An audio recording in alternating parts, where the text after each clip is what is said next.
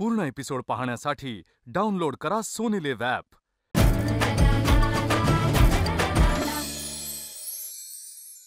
नमस्कार, मी मधुरा।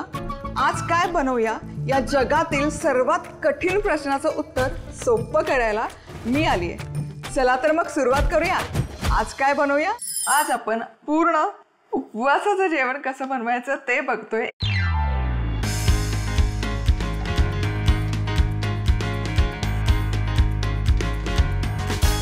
पूर्ण जेवण बनवतो तर खिचडी झालीच पाहिजे। साबुदाणा कसा भिजवायचा हे बराचदा कळत नाही, तर 1 कप साबुदाणा आहे, पाणी घालायचं आणि 3 ते 4 वेळा हा साबुदाणा स्वच्छ धुवून घेऊया। साबुदाणा स्वच्छ धुवून झाला की यामध्ये पाणी घालूयात। सो 1 कप साबुदाणा होता तर मी इथे 1 कप पाणी वापरते। आता हा साबुदाणा भिजण्यासाठी 4 ते 5 तास किंवा रात्रभर ठेवून देऊया। साबुदाणा भिजून तयार होतोय तोवर आपण उपवासाचे गुलाबजाम बनवूयात। तर त्यासाठी इथे 1 कप खवा मी असा छान किसून घेतलेला आहे। आता यामध्ये घालूयात पाव कप पनीर। पनीरही किसून घेतलेलं आहे। आता इथे पनीरच्या ऐवजी तुम्ही मिल्क पावडर वापरली तरी चालेल किंवा नाही काही वापरलं तरी चालेल। हे आधी एकजीव करूयात, पनीर आणि खवा। आता हे छान एकजीव झालं की यावर आपण घालूयात 1 चमचाभर शिंगाड्याचं पीठ। खूप पीठ घालायचं नाही, फक्त याला बाइंडिंग येईल इतपतच पीठ घालायचं आणि अगदी चिमूटभर खायचा सोडा। उपवासाला सोडा नसेल तुम्ही खात, नाही टाकला तरी चालेल। सो अगदी चिमूटभर।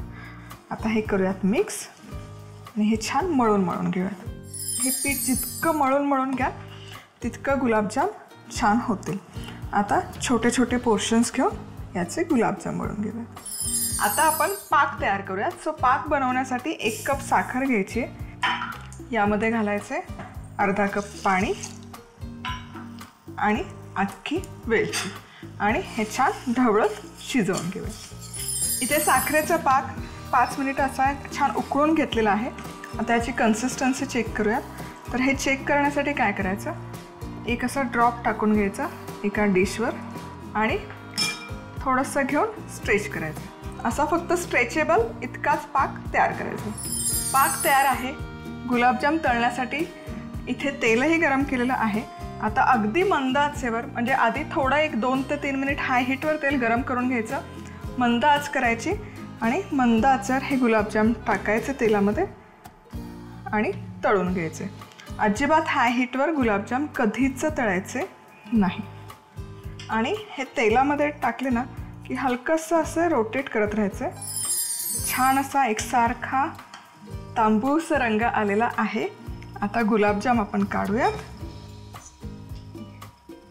आणि इथे पाक आहे ना गरम करायलाच ठेवलेला आहे मी मंद आचेवर।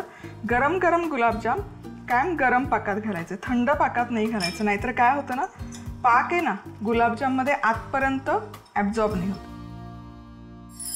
वटपौर्णिमा विशेष उपवासाचे गुलाबजाम करण्यासाठी लागणारं साहित्य: 1 कप खवा, पाव कप पनीर, 2 चमचे शिंगाड्याचं पीठ, 2 वेलची, 1 कप साखर, खाण्याचा सोडा, तळण्यासाठी तेल, पाणी। उपवासाचे गुलाबजाम करण्यासाठी खवा, पनीर किसून घेत त्यात शिंगाड्याचं पीठ घालून हे मिश्रण एकजीव करत व्यवस्थित मळून घ्यायचं। आता अशा पद्धतीने या पिठाचे छोटे गोळे तयार करायचे। आता पाक तयार करण्यासाठी साखरेत पाणी आणि वेलची घालून 1 उकळी काढायची। आता गरम तेलात मंद आचेवर गुलाबजाम सोनेरी रंगावर तळायचे आणि गरम पाकात सोडायचे। झाले आपले वटपौर्णिमा विशेष उपवासाचे गुलाबजाम तयार। आता आपण बनवूयात साबुदाण्याची खिचडी। खिचडी बनवण्यासाठी आपण जो साबुदाणा भिजत घातला होता तुम्ही बघू शकाल छान फुलला आहे टपोरा। आता खिचडी परतण्यासाठी कढईमध्ये साजूक तूप गरम केलेलं आहे। यामध्ये जाईल सगळ्यात आधी जिरं मस्त फुललं की हिरव्या मिरच्या आवडीप्रमाणे।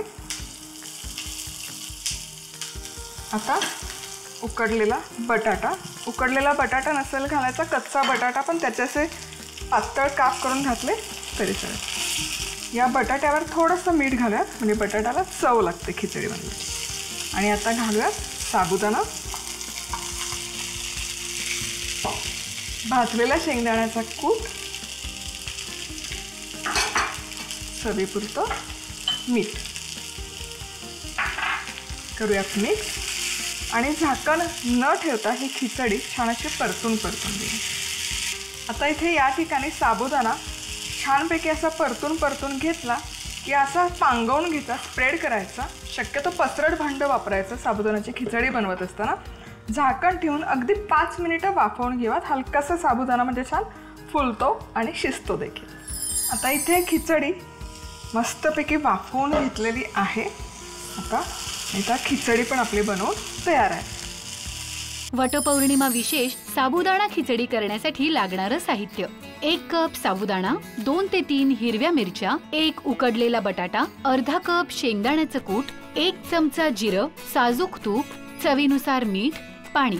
साबुदाणा स्वच्छ धुवून घेत रात्रभर भिजवून घ्यायचा. आता जिऱ्याच्या फोडणीत मिरची, उकडलेल्या बटाट्याचे काप, साबुदाणा, त्यावर भाजलेल्या शेंगदाण्याचा कूट आणि चवीप्रमाणे मीठ घालून याला छान वाफ काढायची. झाली आपली वटपौर्णिमा उपवास विशेष साबुदाण्याची खिचडी तयार. आता आपण फटक्यात बनवून तयार होतील असे उपवासाचे वडे कसे बनवायचे ते बघूयात. अतिशय खुसखुशीत होतात हे वडे, बराच वेळ तसेच खुसखुशीत राहतात आणि कमी तेलकट, अगदी कमी ऑइल सोक करतात.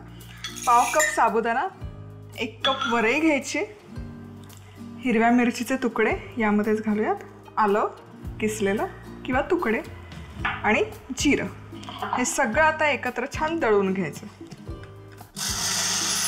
आता एका डिशमध्ये घ्यायचं आहे किसलेला भोपळा अर्धा वाटी आणि अर्धा वाटी समप्रमाणामध्ये बटाटा उकडून मॅश करून घेतलेला आहे.